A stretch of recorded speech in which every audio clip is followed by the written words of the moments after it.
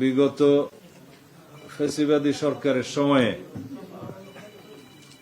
যে সমস্ত আগ্নেয়াস্ত্রের licence issue করা হয়েছে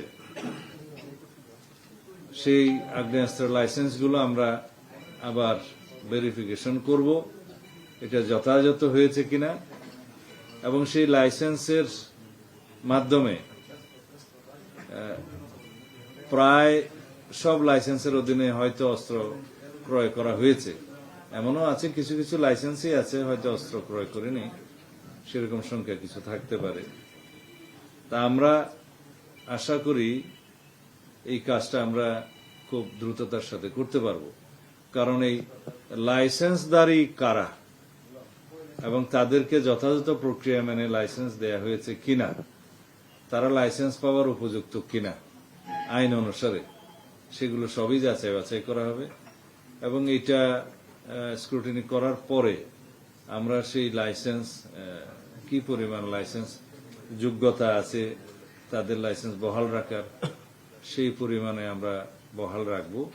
আর যেগুলো দেখা যাবে পরীক্ষা নিরীক্ষা করে যে তাদের লাইসেন্স দেওয়াটা ঠিক হয় নাই, যথাযথ প্রক্রিয়া অনুসরণ করে নাই, রাজনৈতিক উদ্দেশ্যে বা বিভিন্ন অপরাধমূলক কর্মকাণ্ড করার উদ্দেশ্যে হয়তো অন্যভাবে তারা লাইসেন্স পেয়েছে রাজনৈতিক বিবেচনায়, সেই বিবেচনায় যারা পেয়েছে সেগুলো বাতিল করা হবে এবং একই সাথে সেই লাইসেন্সের অধীনে অস্ত্র থাকলে সেটাও বাজেয়াপ্ত হবে, অ্যামুনিশন সহ। আর সেটা আমরা আজকেই সার্কুলার ইস্যু করব, জেলা পর্যায়ে যাবে, সমস্ত পর্যায়ে যাবে। এইটা এখনো আমরা নির্ধারণ করতে আমরা মন্ত্রণালয়কে নির্দেশ দিয়েছি। এগুলা কতগুলো লাইসেন্স আছে, লাইসেন্সধারী অস্ত্র কত আছে, কত জমা হয়েছে। ইন্টারিম গভর্নমেন্টের সময় একটা আদেশ দিয়েছিল, সেই আদেশের সময় দেখা গেছে যে বৈধ লাইসেন্সধারী অস্ত্রের মধ্যে আমার জানা মতে প্রায় 10,000-এরও বেশি অস্ত্র জমা হয়নি। তো এটা আইনানুগভাবে অবৈধ হয়ে গিয়েছে, সেগুলো উদ্ধারের ব্যবস্থা করতে হবে এবং সেই ব্যাপারে মামলাও করা যেতে পারে। সেটা কোথায় কি অবস্থা আছে, ইন্টারিম গভর্নমেন্টের সেই পদক্ষেপের ব্যাপারে কতগুলো মামলা হয়েছে, এগুলো সব আমরা এখন রেগুলার করব। আর পুলিশের সব পর্যায়ে আমাদের জনবলের অভাব আছে। এখন আপাতত ইমিডিয়েটলি আমরা 2,701 জন কনস্টেবলের পদ খালি আছে, সেটা জরুরি ভিত্তিতে নিয়োগের জন্য আগের বিদ্যমান প্রক্রিয়ায় 2,700 সেটা আমরা নির্দেশ দিয়েছি, সেটা শুরু হবে। আর পাসপোর্ট নিয়ে প্রায় সময় জনগণের পক্ষ থেকে বিভিন্ন রকমের অভিযোগ আসে, ইদানিং অবশ্য কম, যেটা ই পাসপোর্ট হয়ে যাওয়ার পরে, আগে মেশিন রিডেবল পাসপোর্টের সময় ছিল।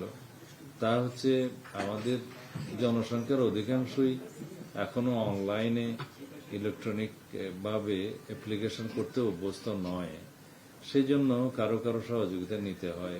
কোনো যারা আছে আর কি অনলাইনে কাজ করে কিছু, এটাও একটা পেশার সৃষ্টি হয়েছে যে তারা এই কাজগুলো করে নিজেরা কিছু আয় রুজির ব্যবস্থা করে এবং সহায়ক হিসেবে কাজ করে।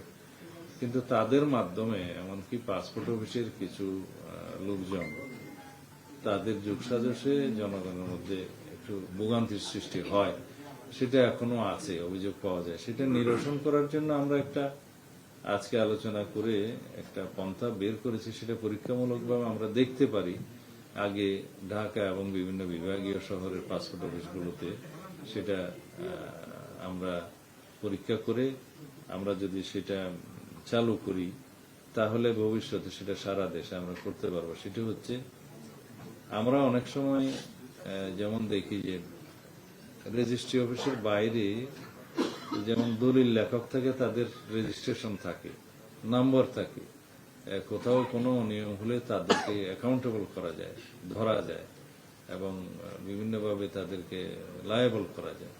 তো সেই রকম কোন সিস্টেমের মাধ্যমে এখানে অনেকটা সহজীকরণ ব্যবস্থা আর কি, এনলিস্টেড সহায়তাকারীর ব্যবস্থা করা যায় কিনা পাসপোর্ট অফিসগুলোর বাইরে সেই দলিল লেখকদের আদলে, তাহলে কিছু কর্মসংস্থানেরও সৃষ্টি হয়, জনগণের জন্য সহজ হয়, সহজীকরণ হয়, তারা সেবাটা সহজে পেতে পারে।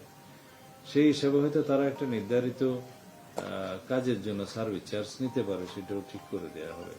এটা আমরা পরীক্ষা করে দেখছি, যাতে করে পাসপোর্ট অফিসে মানুষের ভোগান্তিটা না হয়।